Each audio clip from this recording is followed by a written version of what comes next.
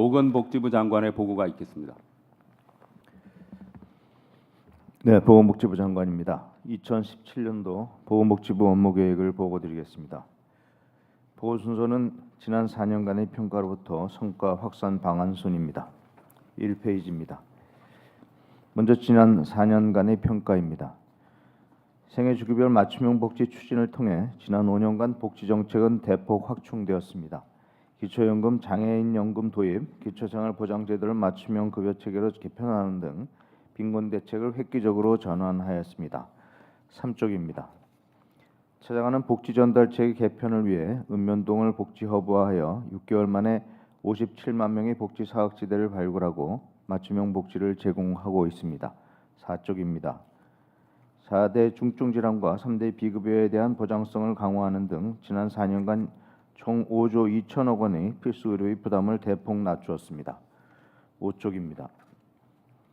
메르스 사태를 반면 교사로 삼아 역학조사관을 확충하고 24시간 긴급 상황실을 운영하는 등 국가 방역 체계를 대폭 개편하였습니다.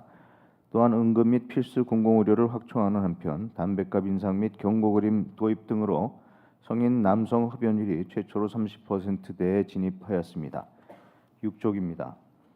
ICT 기반의 취약지 원격 의료를 확산시켜 의료 접근성을 높이는 한편 의료 해외 진출법을 제정하고 보건산업 발전 전략을 통해 지난 4년간 보건산업 수출액은 2배로 성장하였습니다. 구조적 고용 둔화 추세에도 불구하고 전체 일자리 증가분이 31%인 51만 개의 일자리를 보건복지 분야에서 창출하였습니다. 7쪽입니다. 제3차 저출산 고령사회 기본 계획을 수립하여 추진하였으며 부상보육 및 맞춤형 보육 개편 등으로 출산, 양육의 부담을 낮추고 장기요양 서비스 확대 및 국민연금 사각지대 해소 등 노후 지원을 강화해 왔습니다. 8쪽입니다. 이러한 복지정책 강화 노력에도 불구하고 복지 사각지대는 여전히 남아있고 변화하는 의료 환경에 대비한 세심한 대응이 필요합니다. 아울러 저출산 추세 반전을 위해 범부처 전사회적 추진 동력이 요구되고 있습니다. 9쪽입니다. 지난 5년간의 주요 성과 지표 변화는 표를 참고해 주시기 바랍니다. 정책 추진 여건 및 추진 방향입니다. 올해 경제 여건은 우호적이지 않은 상황이고 고령화, 만성질환 증가, 제4차 산업혁명의 도래 등 보건의료 환경은 급속하게 변화하고 있습니다. 아울러 초저출산 추세가 지속되어 생산 가능 인구가 줄기 시작함에 따라 전 사회적인 저출산 고령사회 논의가 더 이상 미뤄져서는 안 됩니다. 12쪽입니다. 추진 방향입니다. 보건복지부는 촘촘한 복지, 미래에 대한 준비를 목표로 생애주기별 맞춤형 복지 내실화, 국민 중심 보건의료 체계 구축, 인구위기 대응 강화 등 3대 분야의 11개 과제를 2017년도 핵심 과제로 추진하고자 합니다. 13쪽입니다. 주요 업무 추진 계획입니다. 첫째, 생애주기별 맞춤 복지 내실화를 위해 저소득층에 대한 소득과 일자리 지원을 강화하겠습니다.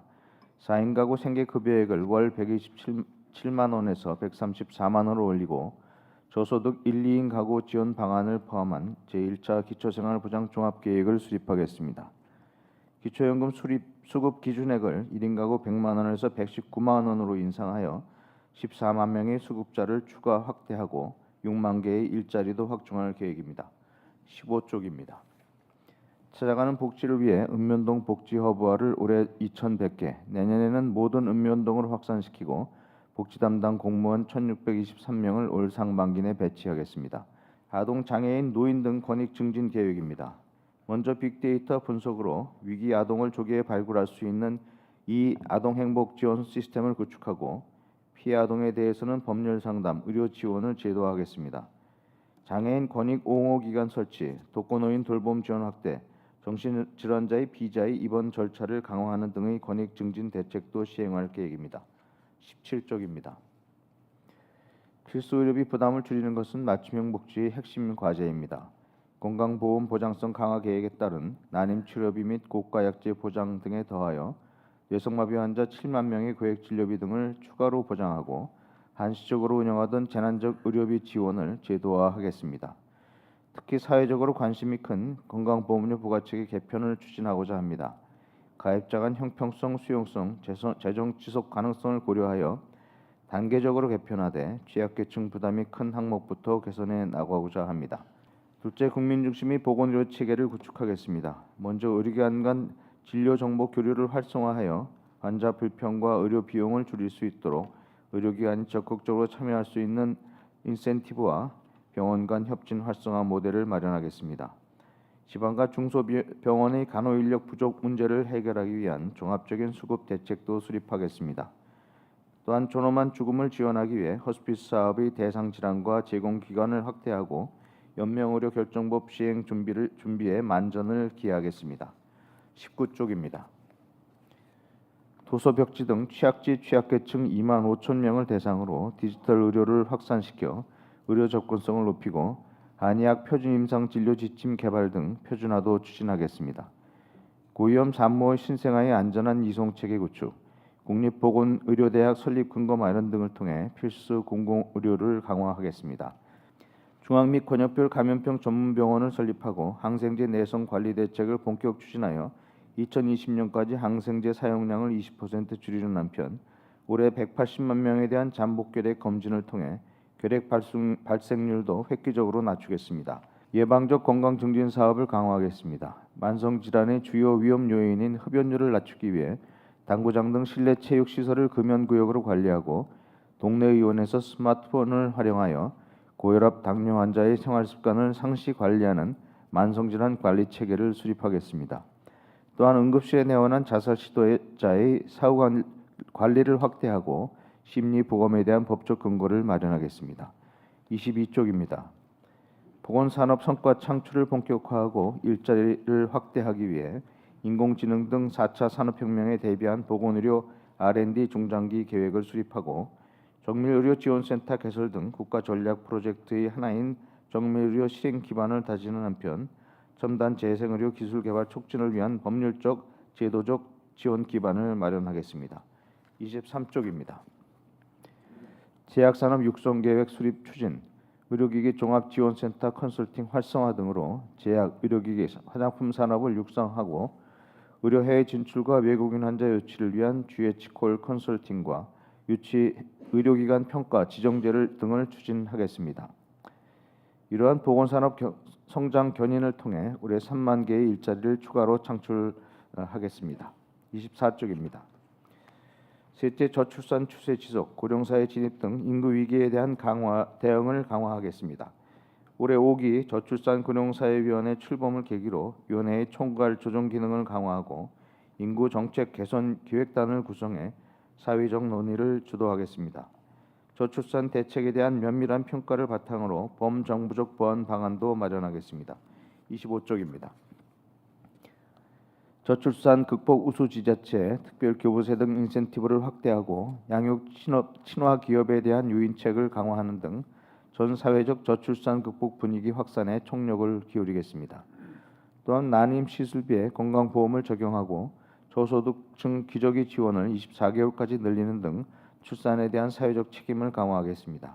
26쪽입니다. 믿고 맡길 수 있는 질 높은 보육을 위해 공공보육을 32%까지 늘리고 돌봄 사각지대를 해소하기 위해 나눔, 시민참여, 공익 일자리 등과 연계된 다함께 돌봄 모델을 개발하겠습니다.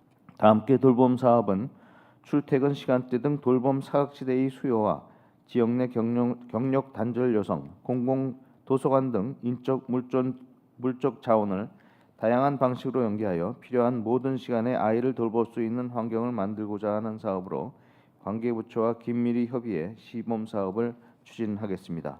27쪽입니다. 고령 사회로의 연착륙을 위한 대비 강화입니다. 전 국민 노후 준비 여건 조성을 위해 재무, 건강, 여가 등 노후 설계를 위한 개인 맞춤 컨설팅을 14만 명에게 제공하고 국민연금 사각지대 해소를 위해 단시간 일용직 근로자의 사업장 가입 자격을 완화하고 약 438만 명의 전업주부에 대한 추후 납부를 활성화하는 한편 제4차 재정 계산을 계기로 신뢰받는 국민연금 제도를 위한 개선 방안도 마련하겠습니다. 28쪽입니다. 시장 친화적 일자리 지원을 확대하는 등 총 43만 7천 개의 노인 일자리를 마련할 예정입니다. 방문 요양 간호 통합 서비스 등 장기 요양 서비스를 다양화하고 요양시설의 질 향상을 위해 평가 체계를 개선해 나가겠습니다. 29쪽입니다. 끝으로 국민 체감도 제고를 위한 성과 확산 방안입니다.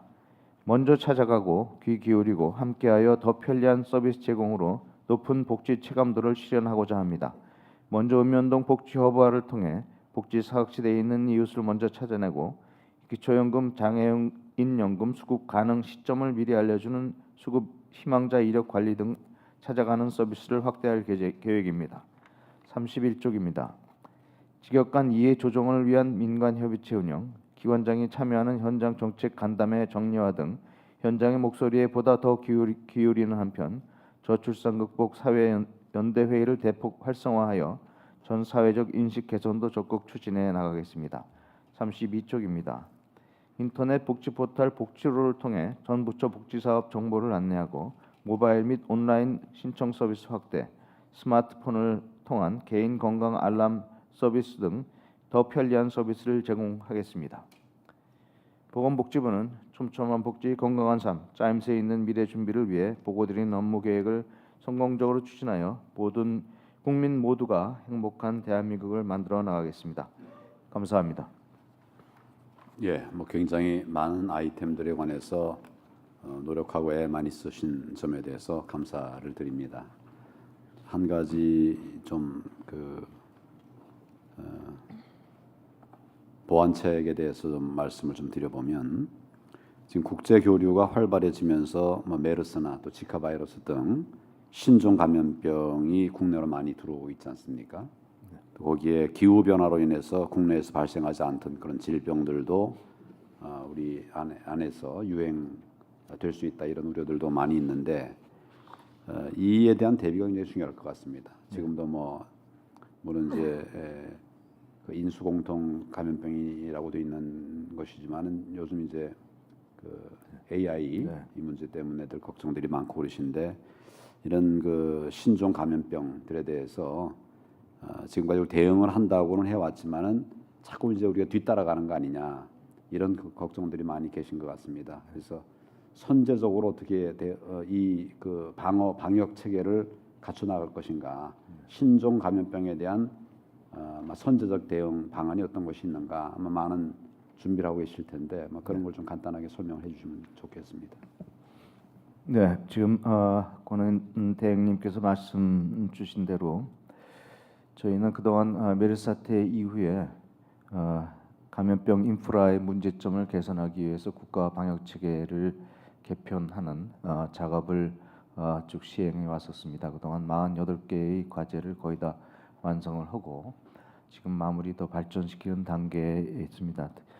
특히 신종 감염병의 국내 유입에 대해서는 저희가 선제적으로 대응하기 위해서 스마트폰이나 폰을 이용한 해외 로밍 정보를 연계해서 이 오염된 국가를 다녀오는 이런 방문자를 관리하는 그 스마트 검역 시스템을 더 완성을 했습니다. 그래서 이러한 스마트 검역 시스템을 이용해서 선제적으로 오염국을 하고 오시는 분들을 관리하고 의료기관에 알려주고 있고요. 또 감염병 종합 정보 시스템을 고도화를 작업을 지금 추진하고 있습니다. 그래서 모든 감염병에 대한 진단이나 이런 정보들을 모두 공유할 수 있는 이런 종합 정보 시스템도 고도화해 나가고 있습니다. 또 하나 지적해 주신 그 기후 변화에 따른 새로운 질병 출현 이런 것에 대해서는 저희가 한냉이나 온열 질환 감시 체계를 지금 운영을 하고 있는데 이런 감시 체계를 통해서 사전 예측 시스템을 좀 강화하고자 합니다. 예, 또한 WHO나 미국 CDC의 그 전문가들하고 지속적인 인적 교류도 하고 있고 감염병에 대한 정보 공유 등 국제 공조를 더 활성화시키고 있습니다. 향후에 그 기후 변화에 따른 신종 감염병의 유입 또는 우리나라 토착화 가능성 이런 거에 대해서 저희가 지금 예측 체계 구축 방안을 미리 구축을 해서 우리 대통령 권한 대행님께서 말씀하신 선제적 대응을 하고자 이런 예측 체계 구축을 앞으로 해 나가도록 하겠습니다. 예. 그리고 한 가지 당부의 말씀을 좀 드린다면 지금 우리 국가적인 그 많은 과제들이 있지만 그 중에 아주 중요한 하나가 저출산 문제를 극복하는 거 아니겠습니까? 네. 근데 저출산 문제를 극복하려고 그러면 우선은 이제 우리 사회에서는 결혼을 해야 되니까 결혼 뭐 안 하고도 이제 그 출산할 수 있습니다만은 우선 결혼 대상자들 정년기에 있는 사람들이 아 결혼하고 싶다 이런 정도라면 결혼하고 싶다 이런 그 정책적인 사회적인 배려나 지원이 필요한 것 같습니다. 네. 또 한 가지는 결혼했어도 애를 이제 그 낳지 않아도 된다 이런 생각들을 가지고 있는 사람들이 생겨나고 있지 않습니까? 늘어나고 있지 않습니까? 그래서 결혼하고서도 아 이러면 아기를 낳고 싶다, 낳아서 기르고 싶다 이런 마음이 들게 해줘야 될 것 같거든요. 근데 제가 이제 우리 그 이번 제 3차 저출산 고령사회 대책들을 보더라도 기본 계획을 보더라도 아 이 정도면 뭐 결혼할 만하네 하고 싶다 이런 마음이 꼭 드느냐 꼭 그런 것 같지 않아요. 그다음에 결혼하고 나면 그다음에 이제 아 이거 애 갖고 싶네 그런 마음이 좀 들게 해줘야 될 것 같거든요. 그러니까 하고 싶은 마음 결혼할 수 있도록 도와주는 거 또 애 낳을 수 있도록 도와주는 것 지금 우리는 그런 각도에서 있는데 정책의 획기적인 변환을 위해서는 하고 싶게 결혼하고 싶고 애 낳고 싶게 이렇게 만들어야 될 것 같아요. 그런 측면에서의 좀 새로운 그 좀 검토와 노력들을 좀 같이 좀 해주셨으면 좋겠어요. 이거 뭐 복지부만 할 일은 아니고 저도 해야 되고 뭐 이렇게 다 해야 되겠습니다만은 우리 다른 부처도 다 듣고 계시죠? 그러니까 결혼하고 싶다, 애 낳고 싶다 이런 마음이 들 수 있도록 그렇게 좀 해주셔야지 될 것 같고 그렇게 하지 않으면 이게 우리가 3차까지 그런 기본 계획을 만들어봤지만 하여튼 작년으로서는 그 오히려 더 좀 상태가 나빠진 거 아닙니까?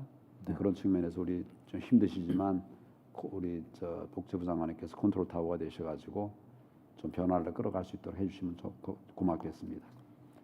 예, 그렇게 지금 말씀 주신 대로 우선 결혼할 수 있는 환경을 조성하고 또 결혼할 수 있는 결혼하고 싶은 문화를 조성하는 이런 일에 저희가 앞장서도록 하겠습니다. 그리고 아기를 결혼한 다음에 이제 아기를 낳아서 아기를 쉽게 키울 수 있는 이런 또 환경을 조성하는데 또 저희가 총력을 기울이도록 하겠습니다. 환경을 만들어가는데 우리가 그동안 주력을 해왔는데 제가 볼 때는 하고 싶게 네. 결혼하고 싶게 애 낳고 싶게 그렇게 좀 해야 될 것 같아요. 방향성을 그렇게 좀 잡아보자 그런 말씀을 드리는 겁니다. 예, 잘 알겠습니다. 예. 네. 네.